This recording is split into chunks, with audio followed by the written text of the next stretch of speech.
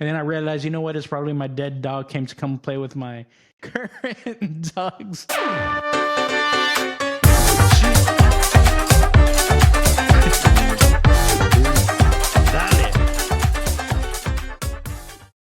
Dia de los Muertos, right? Or in the case, obviously, we have Halloween, but there is a lot of things that covers that. But I want to cover Dia de los Muertos. So what do you know for the Dia de los Muertos? Do you celebrate it? Isn't it like Halloween? Isn't that the same thing?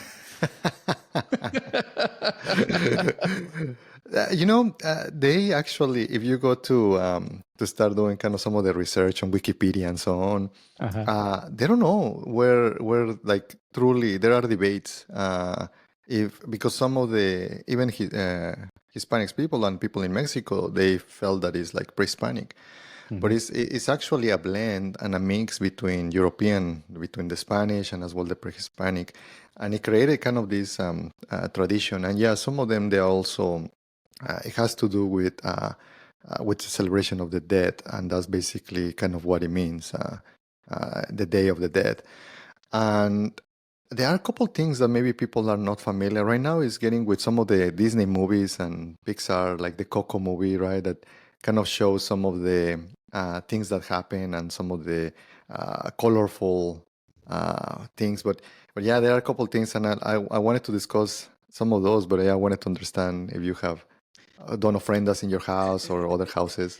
Yeah, so my mother-in-law has an ofrenda set up in her house. We don't have one right now. We have the calaveras and things like that set up inside. Like we have a nice table setting with some nice fancy calavera plates and things like that. We have a skeleton outside, but that's a little bit more like Halloween-ish. Yeah, for sure. But yeah. Every year, there's like the little altar set up. Yeah, usually the dates for Halloween is, I know, obviously in October 31st, but in some places, depending of, like in Mexico, they celebrate November 1st and 2nd. Sometimes it's for the different days, like celebration of for babies, right? Babies that they die, and some other ones for the rest. But in some places, it spans up to November 6th. And I think that this happens because a lot of it is like the moon, some of the moon phases and all of that. So, but obviously some people it's like hard to follow that. So then they just decided in certain days. But yeah, and you just leave the ofrenda, you start creating it. And usually the ofrenda is like an offer, like an altar to the people that they passed away. Here is the interesting thing that not a lot of people cannot know. The some of the Hispanic culture, it is very joyful, even for an event like a person that just passed away. And there are certain portion of the tradition, like in the altars, you put like food or beverage that they like it, right? That's kind of the a little more common things. You're gonna see pan dulce, Coke bottles on the altars, or what? Yes, you do. Like sometimes they or cerveza, or cerveza, right? Like or my grandpa used to like this called Bimbo. There is a brand that is called it's bread, right? It's the like bread. the bread, but it's called Bimbo. That's the name of the brand. It's not the blonde one. So. Yeah, the brand is called Bimbo, and they acquire Wonder, like the Wonder Bread. Now that group owns that. Anyways, my grandpa used to like that, and yeah, if I can find it, that's I also put it on on our ofrenda. And my wife, she does a fantastic job on kind of creating it, and that's not her culture, and she kind of loves the tradition, and now we are teaching to the kids. But yeah, I think that is I think that for me is partially for remembering them, right?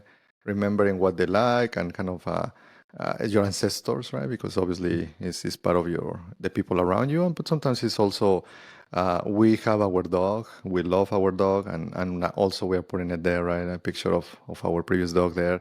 So it's a beautiful tradition. We also use some kind of flowers, and it's the yellow one, right? So marigold. Not sure.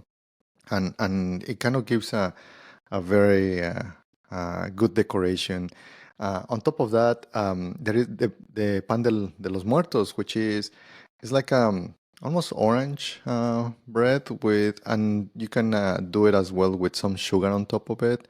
And in some places they split it in half and they put a nata, which is kind of like a very very interesting flavor, and yeah, it's pretty good. So again, it's part of the tradition. The other thing that maybe you have seen all over the place is the calaveras. Calavera stands for kind of The skull, skulls.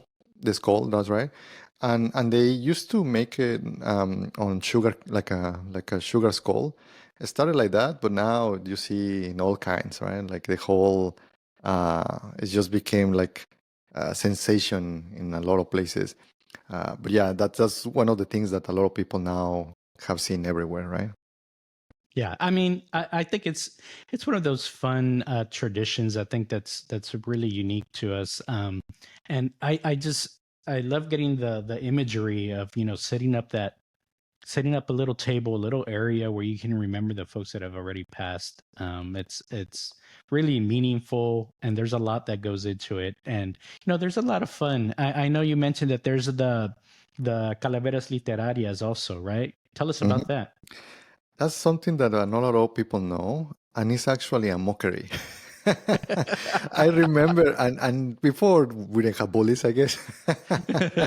Right now, it will probably be appear to like you're bullying someone, but Yeah. I remember on a school that they asked us to have like a homework to create a calavera literaria. It's basically a letter to your classmate, and you can choose whoever.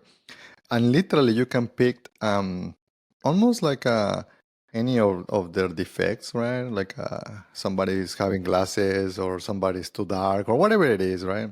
Uh, And then you mock the whole thing, but it is basically a poem. You're supposed to write it in a way of a poem. In that way, the whole point was to make people laugh, not to make them feel bad. mhm.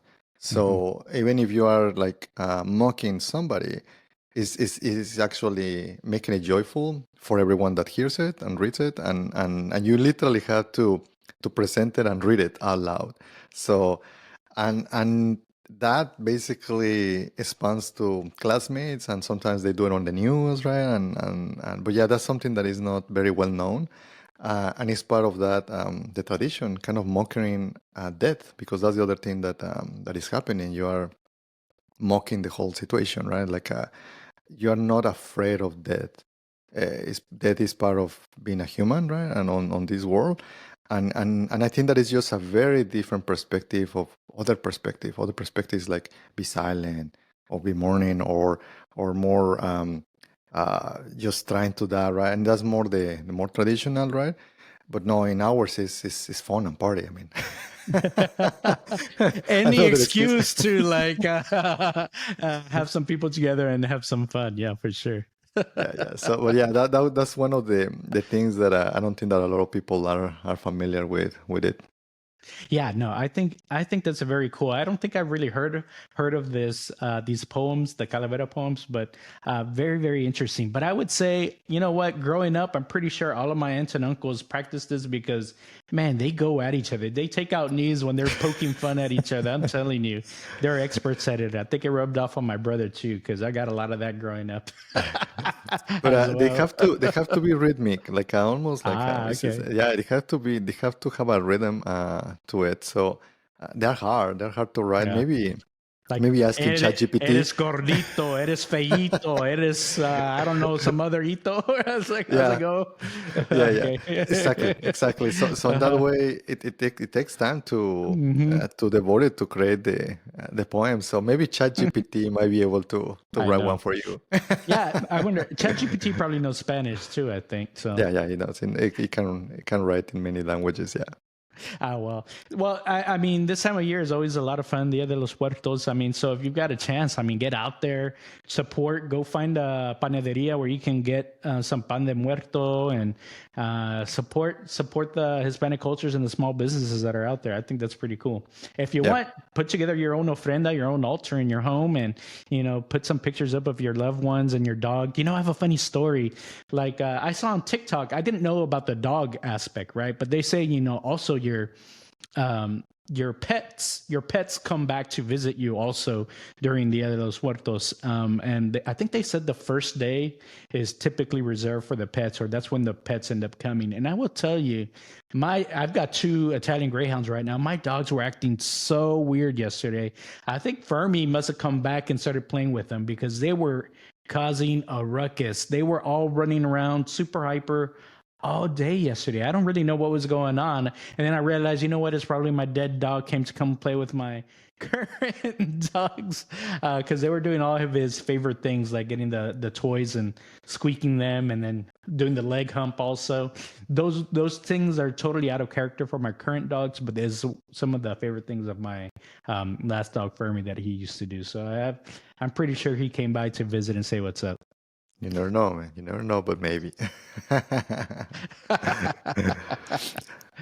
All righty. Well, Cool. I think we got a lot of stuff covered today. So if you like the content, be sure to like and subscribe, share with your friends, leave us some comments. You know, it's only through this that we're able to continue to bring all this content that you love to hear. So, Mando, any closing thoughts for today? No, make your friend and enjoy some of these festivities. All right, go ahead and y'all go do that and do it sin miedo. See y'all next time. Sin miedo. See ya. Bye.